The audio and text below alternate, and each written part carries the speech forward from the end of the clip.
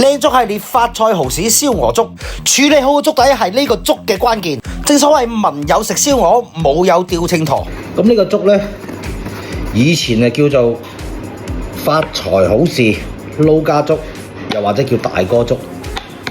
呢一碗唔單止係粥，仲要係老港嘅情懷，更加係中秋時節一家人齊齊整整食嘅好運粥。保姆級教學現在開始 Action。咁樣喺教學之前呢，記得點讚、關注兼收藏。咁樣喺屋企煲粥，我就費事溝米啦。我哋將啲泰國絲苗米浸發起咗半個鐘頭之後，我哋加翻啲鹽落去，然之後我哋再加翻適量嘅油落去，跟住我哋將啲米撈勻佢之後，我哋先將佢醃1個鐘頭先。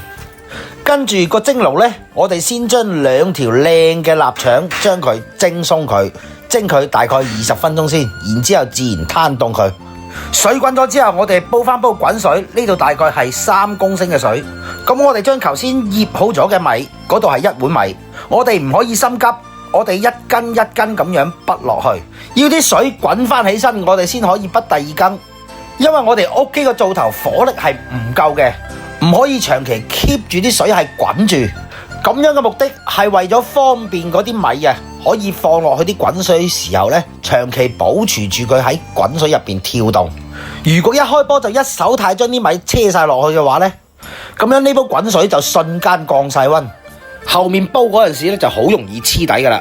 仲有一個懶人啲嘅辦法呢，就係成隻匙羹車晒落去嗰煲粥入邊，由佢喺入邊滾，亦都係可以防止黐底嘅。正所謂明火粥、緊火粥，我哋全程開住個大火，先將呢個粥煲40分鐘先。期間一定要記得攪住個粥底下，如果唔係就驚佢黐底噶啦。煲咗大概40分鐘之後，個粥呈現咁樣嘅狀態。咁我哋攞隻撈公個老婆撈西，將啲米呢，我哋滗起身先。咁我哋呢，就將啲米呢進行打粥油嘅動作。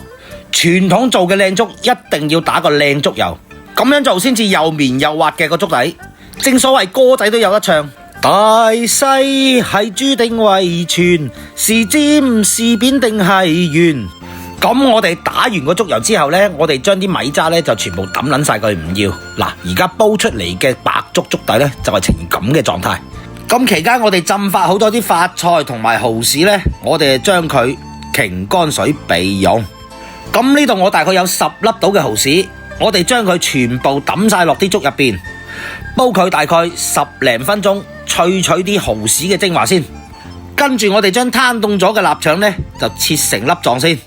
跟住我哋將啲臘腸呢，就全部抌晒落個白鑊嗰度，開個中細火炒香啲臘腸先。上個臘腸再香啲，我哋爭翻啲飲鳩死晒嘅好朋友落去，炒到啲臘腸呈現金黃色嘅狀態。咁我哋呢，就滗翻起身佢備用。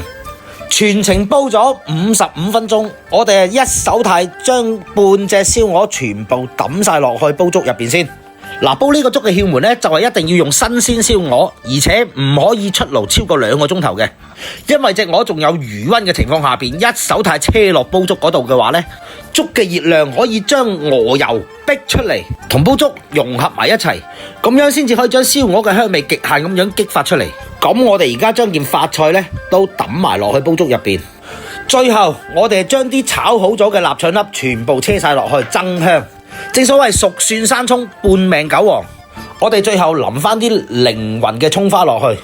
咁呢個發菜蠔豉燒鵝粥，俗稱撈家粥或者係大哥粥，就大功告成噶啦，唔會太結，亦都唔會太稀嘅粥，一隻匙羹插落去，一樣做到一柱擎天，1個鐘頭就可以煲好嘅靚粥。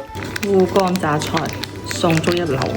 咁重料嘅粥，事頭婆仲要加料啊！咁呢煲粥好食嘅程度去到邊度，唔需要我去多講嘅，連最尾一啖都爭埋就知道好食嘅程度去到邊度噶啦。俾個關注我，方便你揾到我。